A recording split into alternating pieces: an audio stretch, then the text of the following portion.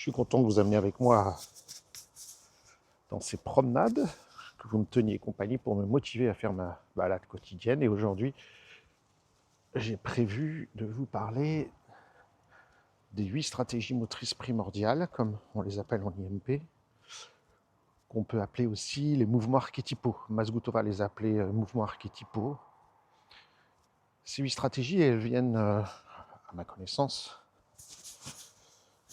d'une femme extraordinaire qui s'appelle Bonnie Bonebridge Cohen. C'est une danseuse.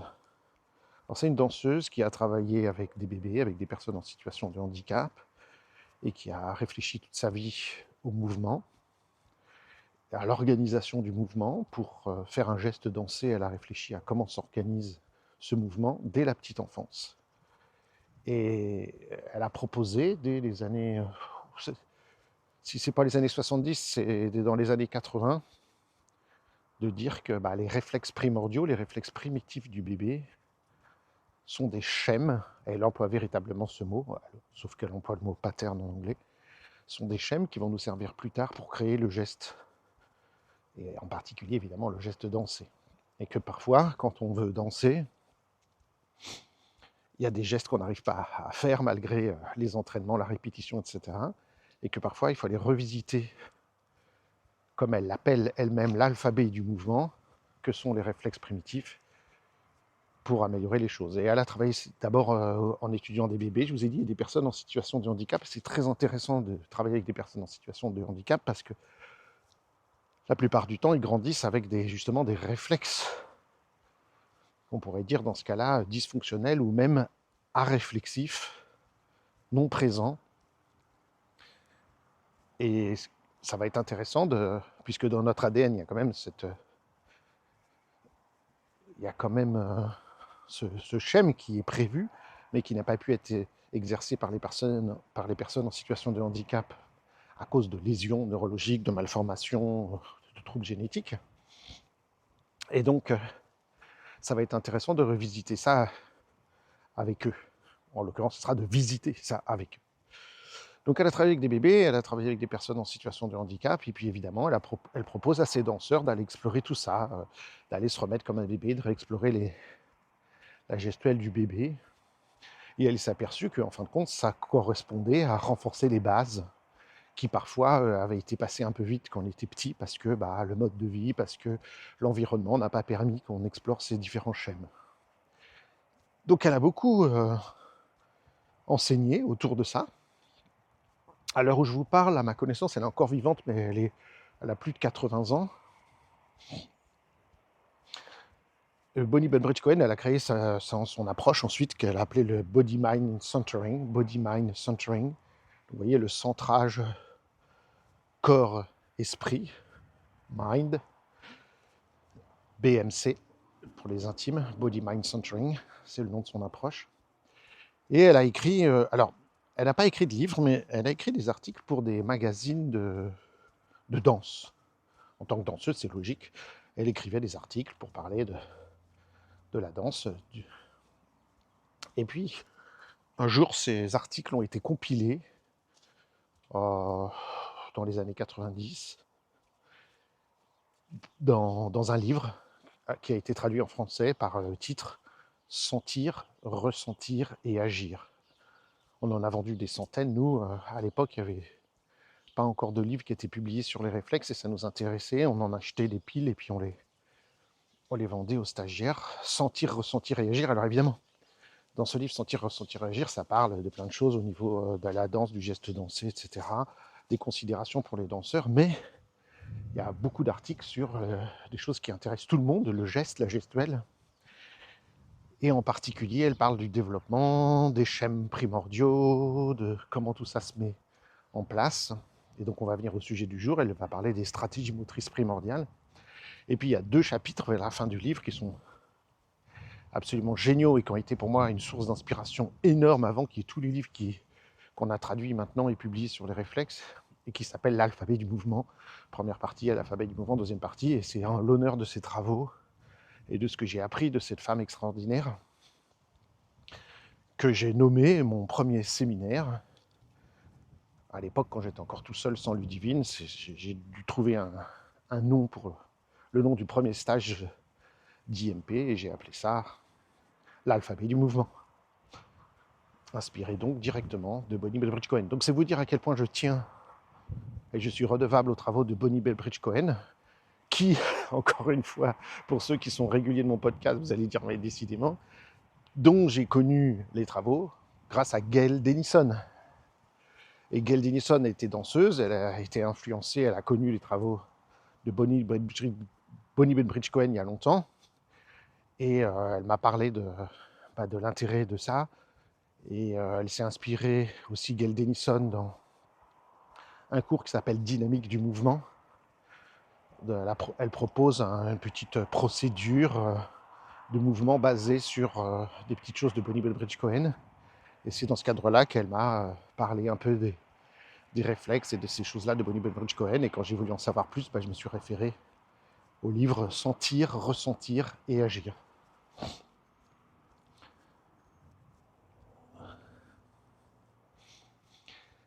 Et donc dans son livre Sentir, ressentir et agir, Bonnie Belbridge Cohen parle du développement du bébé et de différentes phases par lesquelles il passe.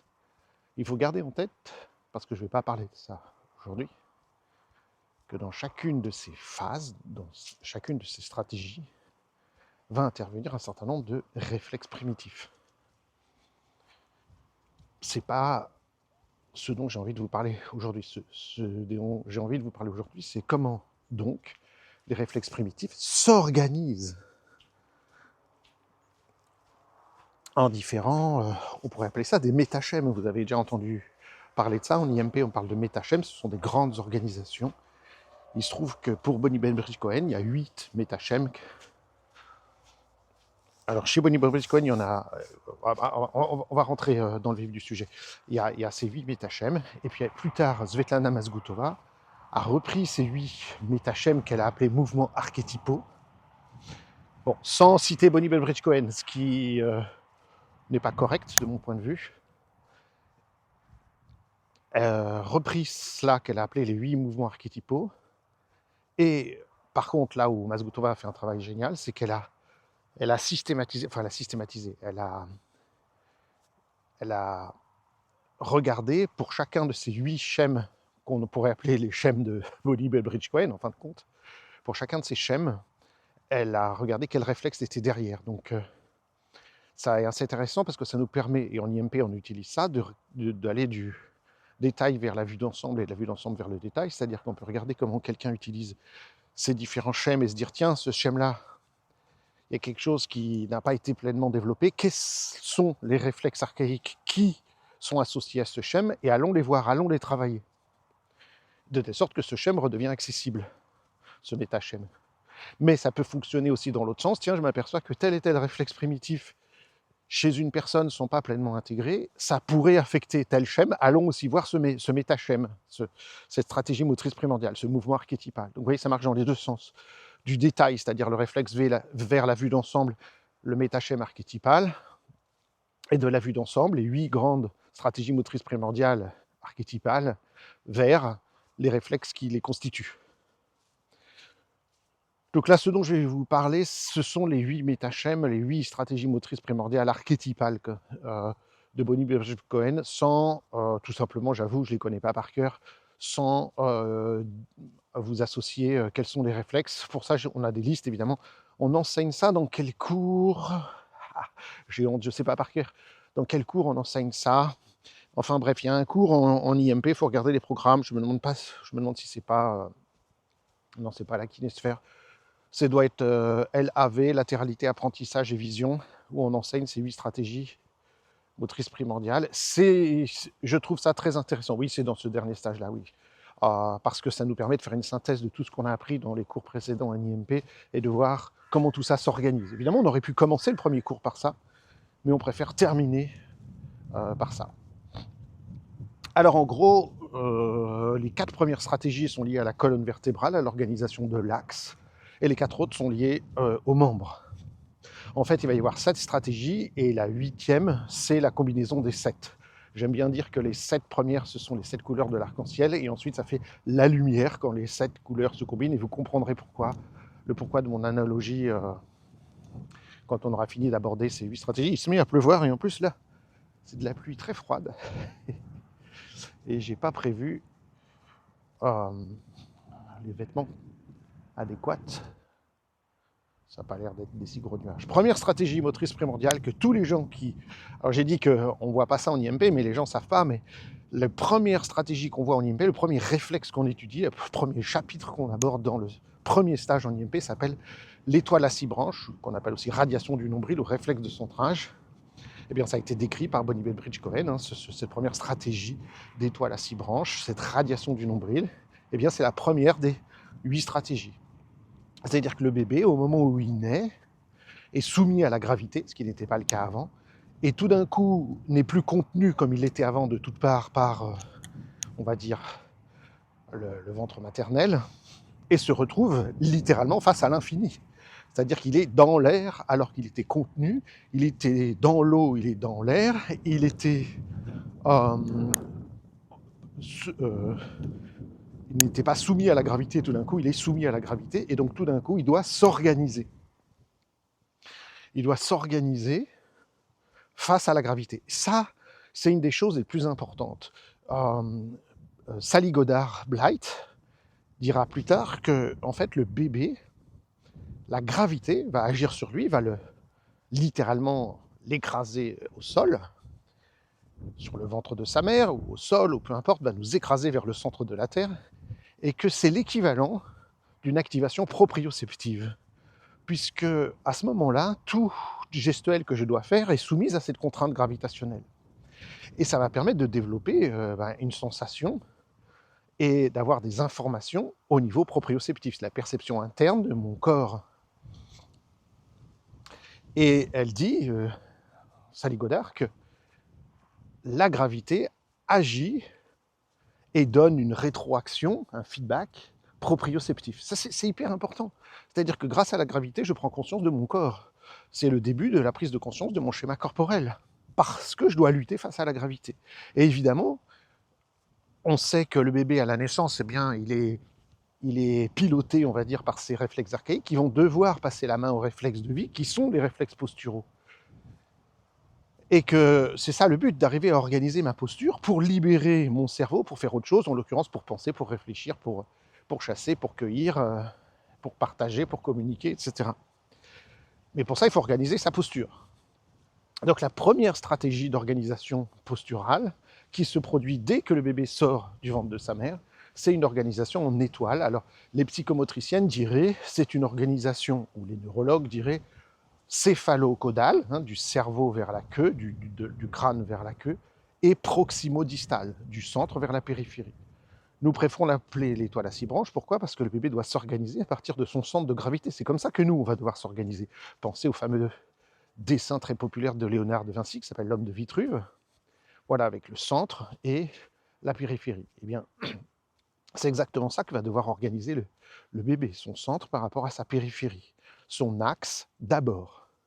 Alors, je ne vais pas parler en détail de cette étoile à 6 branches, parce que ça, on l'étudie dans le premier séminaire, puis rien que ça, il faudrait un épisode de podcast entier, mais voilà, première organisation, centre, périphérie, mise en place de l'axe, pour que les membres ensuite viennent se brancher. Donc ça, c'est majeur, c'est comment le bébé va se réorganiser, parce qu'il s'était organisé d'une certaine manière dans le ventre de sa mère, une fois sorti du ventre de sa mère, pour faire face à la gravité, aux contraintes gravitationnelles. Et voilà, première stratégie motrice primordiale, ou premier mouvement archétypal, premier métachème, cette première organisation-là, centre-périphérie. Donc il doit organiser, par rapport à son centre, sa bouche, son anus, ses bras, ses jambes. En gros, c'est ça l'idée. Donc son système digestif, sa colonne vertébrale, on ne peut pas dire encore verticalité, parce que le bébé n'est pas vertical à ce moment-là, comme nous le serons plus tard sur nos 2 pieds. Mais il doit organiser sa droite interne, qui sera plus tard ce qu'on appellera la ligne de gravité. C'est très important. Deuxième stratégie pour le bébé qui va arriver dans les minutes qui suivent sa naissance. D'abord, la gravité prend le dessus, c'est l'étoile à 6 branches, et donc on va poser le bébé sur le ventre de sa mère, il va être tout écrabouillé par la gravité, puis il va devoir commencer à brancher tout son corps par des mouvements de simili-reptation, etc., etc. Mais ensuite, le bébé va aller vers le sein, où on va le mettre au sein, et il va créer un premier mouvement de rotation. Quand je dis un premier mouvement de rotation hors du ventre de sa mère, bien entendu. Il a d'abord exercé ses mouvements de rotation dans le ventre de sa mère grâce, entre autres, au réflexe tonique asymétrique du cou, RTAC. Et donc là, le bébé va devoir organiser sa motricité vers le fait de téter le sein. C'est quelque chose de extraordinaire. Le bébé était nourri passivement via le cordon ombilical, donc vers le centre. On pense à l'étoile à 6 branches, radiation du nombril, dans le ventre de la mère. Et puis ce cordon va cesser de battre et puis on va le couper, de toute façon. De toute façon, il arrête de battre, donc dès que le bébé se met à respirer, toute une autre circulation sanguine se met en place et il va devoir s'alimenter par lui-même. Et donc pour ça, il va falloir qu'il active les réflexes du visage, que sont les réflexes des points cardinaux, qu'on appelle aussi réflexes de fouissement, puis réflexes de succion et réflexes de déglutition. C'est-à-dire que si vous mettez votre doigt près de la bouche d'un bébé, il va attraper votre doigt, il va se mettre à le téter. C'est un réflexe, il ne peut pas faire autrement. D'où le danger de ne pas mettre un objet dans la bouche d'un bébé, parce qu'il va se mettre à le téter, puis si l'objet est suffisamment petit, il va chercher à le déglutir et il peut s'étouffer. Parce que c'est un réflexe. Il ne peut pas faire autrement. Donc le bébé, il va devoir s'organiser pour téter. Et pour ça, il va mettre en place une stratégie majeure qui organise tout son corps, qui s'appelle la recherche par la bouche. Les différents réflexes que je viens de citer se passent au niveau du visage. Je répète, points cardinaux, fouissement, succion, déglutition. Évidemment, tout ça qui va se synchroniser avec un réflexe majeur, je n'ai pas cité, mais qui est évident, qui était apparu en même temps que l'étoile à 6 branches, qui est la respiration.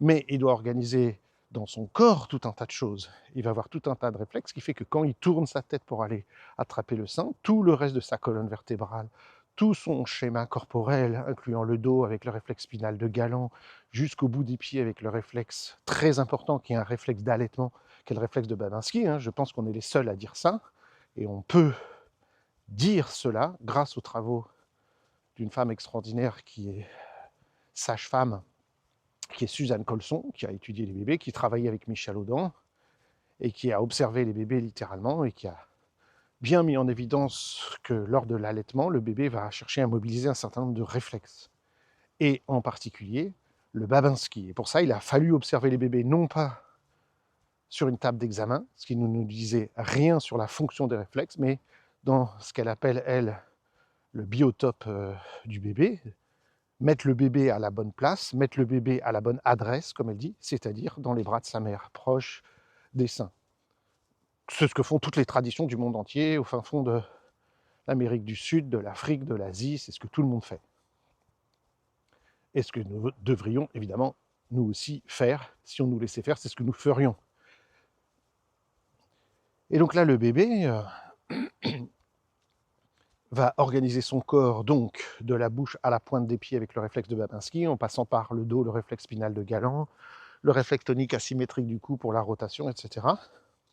Et il doit organiser son corps pour pouvoir téter. C'est une question de survie, s'il ne peut pas le faire, il va décéder, il va pas pouvoir se nourrir et en quelques jours, il va mourir. De nos jours, on peut l'intuber évidemment et le nourrir passivement, mais à la base, évidemment, il mourrait. Donc il a besoin de toute une organisation de réflexes, d'un métachème pour pouvoir se nourrir. Et c'est ce qu'on appelle le réflexe de recherche par la bouche.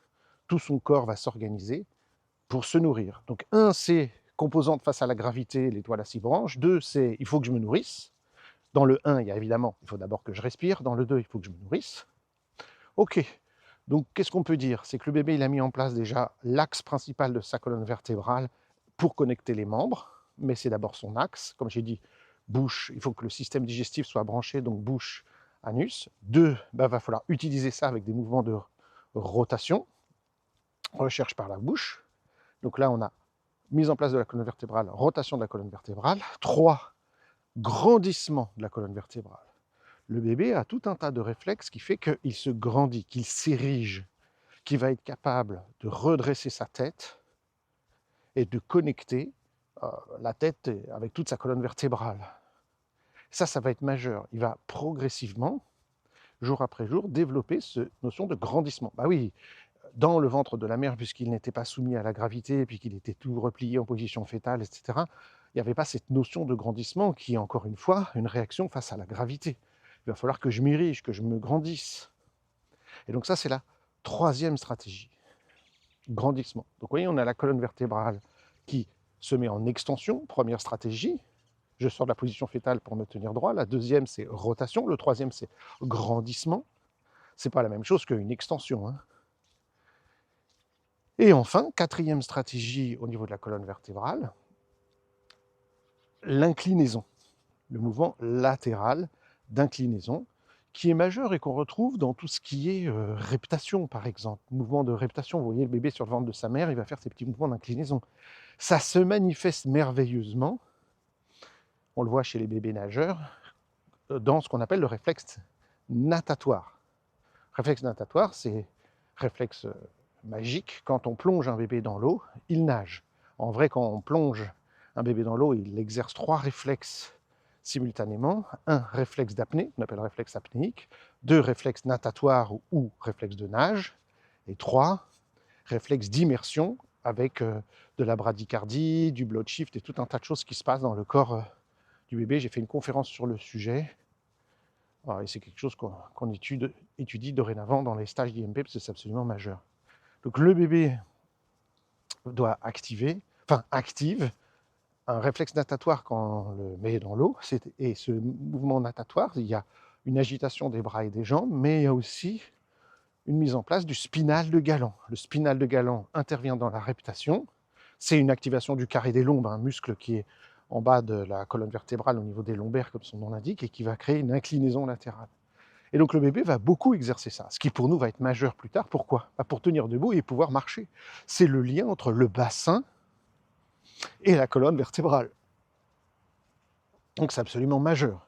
Vous connaissez le psoas qui nous fait marcher et qui est aussi majeur pour nous ériger, mais on a aussi le carré des lombes. Il ne faut pas sous-estimer le carré des lombes qui est majeur. Et donc le bébé, grâce à un réflexe qui s'appelle le réflexe spinal de Galant, va beaucoup activer cela. Alors, je vais faire demi-tour, parce que sinon, la route, c'est tout.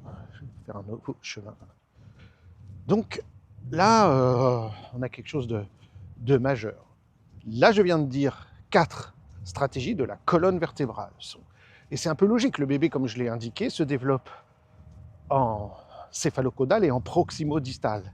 Notez que quand on va vieillir, donc proximodistal, du centre vers la périphérie, notez que quand on vieillit, c'est l'inverse qui va se passer. On va d'abord perdre au niveau de la périphérie, la force des bras, la force des jambes, et ensuite, quand on perd le centre, on décède. C'est là où il y a les organes, et on ne peut plus maintenir la vie.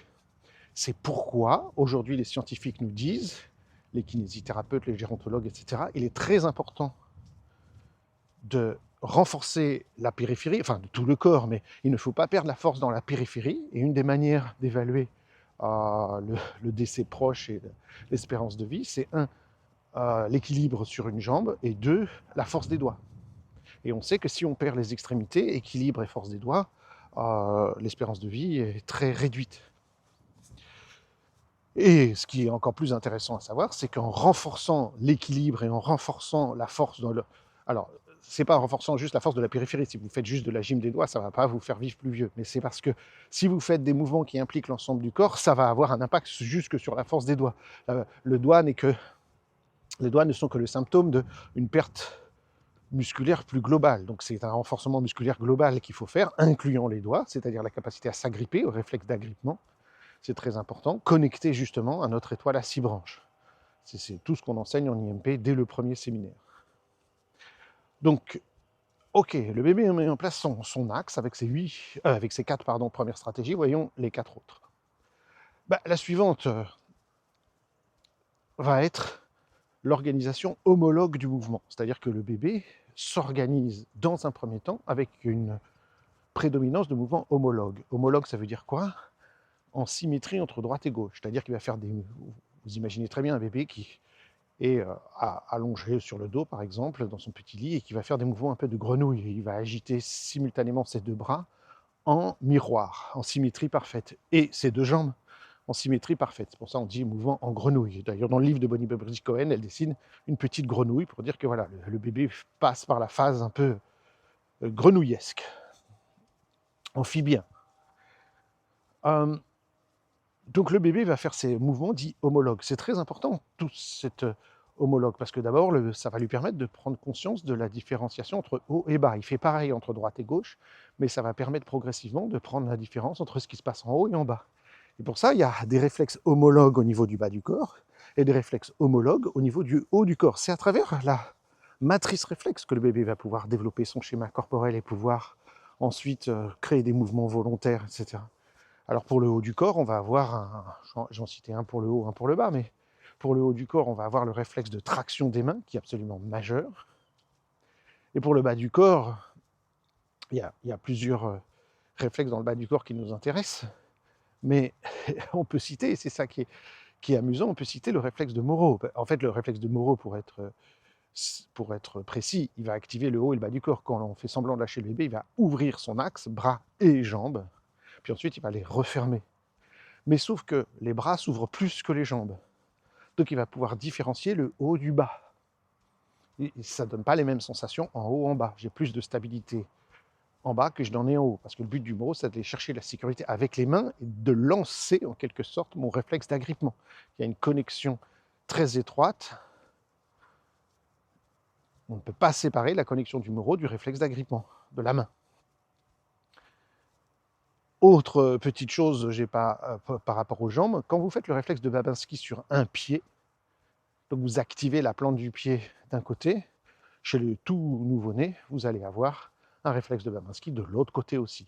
Il aura une réaction homologue, bilatérale en quelque sorte.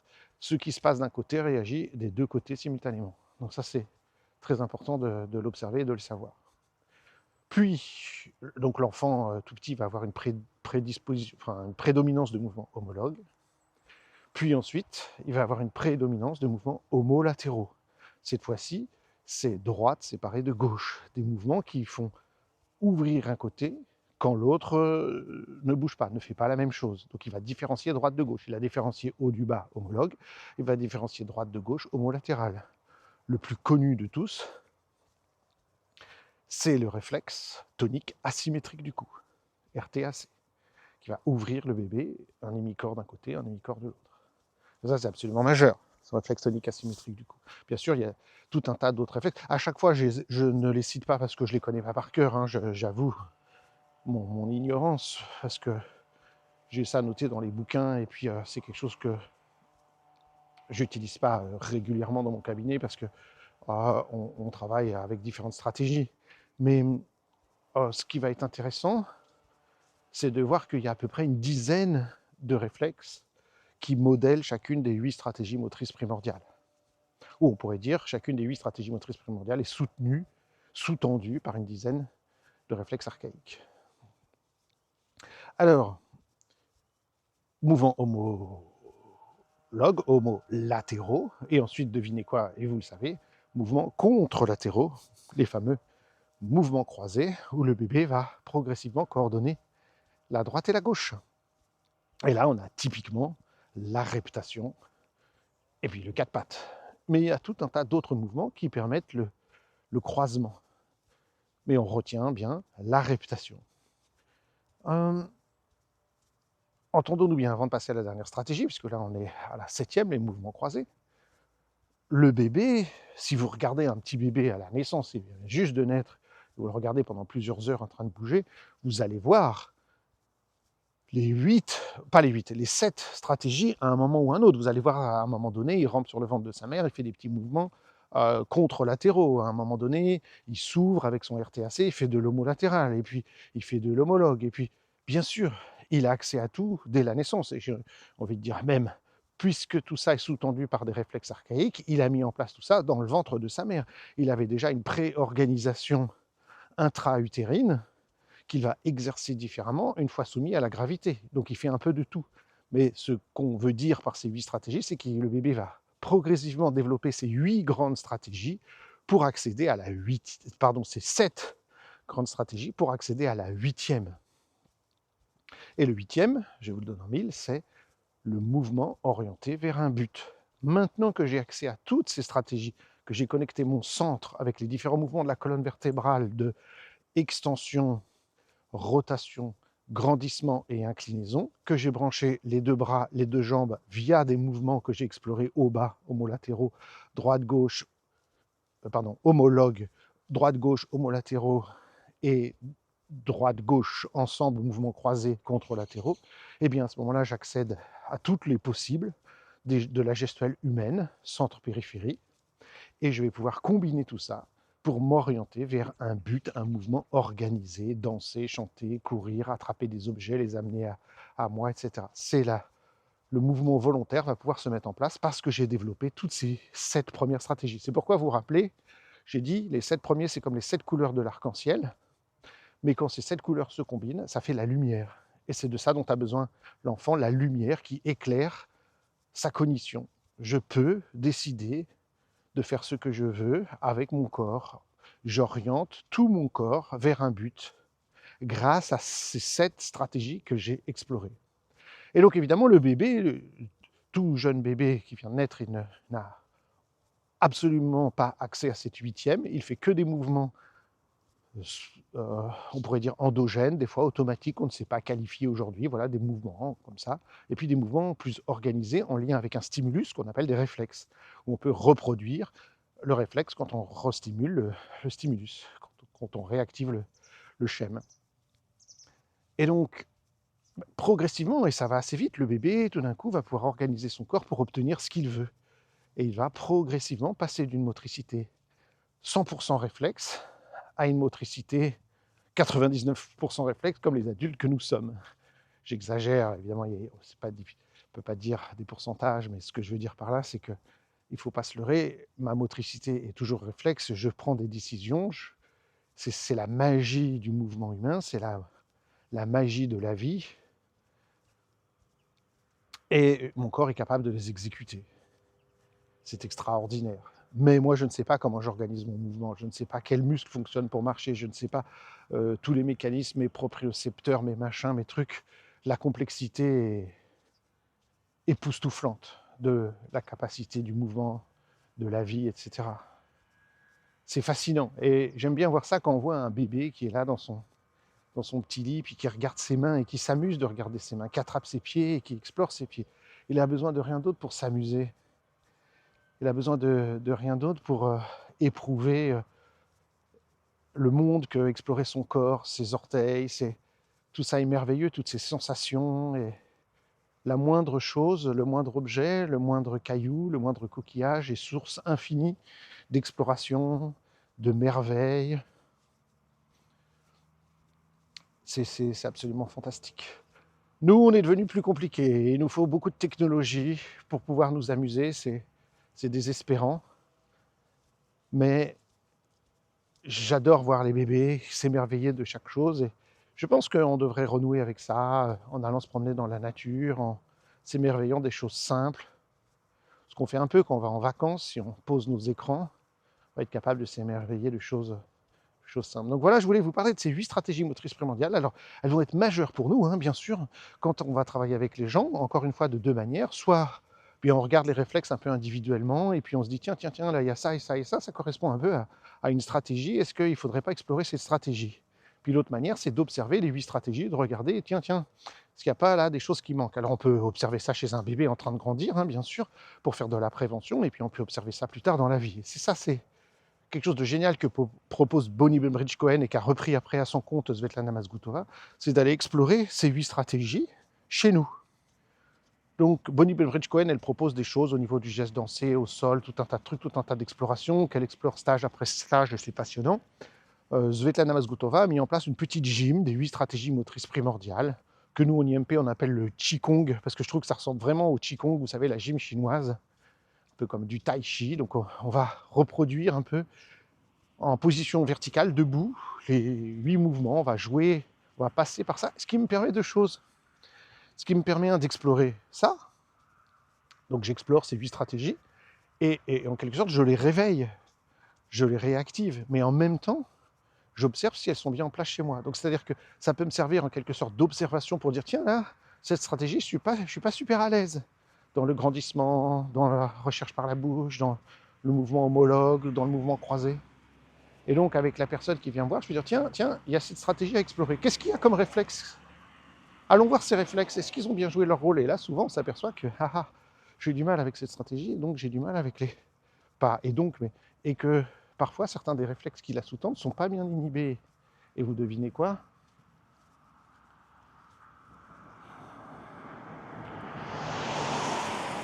Je...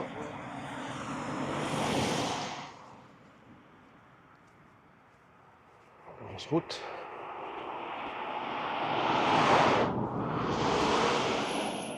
Devinez quoi? En travaillant ces réflexes, eh bien, la stratégie va s'améliorer d'elle-même. Mais aussi, ce que propose Svetlana, c'est de pratiquer un petit peu au quotidien la petite gym qui implique les 8 stratégies, ce qu'on appelle en IMP encore une fois le Qigong des 8 stratégies motrices primordiales. Pratiquant cette petite gym, eh bien, ça nous réveille tout entier. Ça fait appel à tout. On réveille la colonne vertébrale et ses 4 stratégies, puis les membres et ses 4 stratégies. Enfin, les membres et les 3 stratégies, devrais-je dire.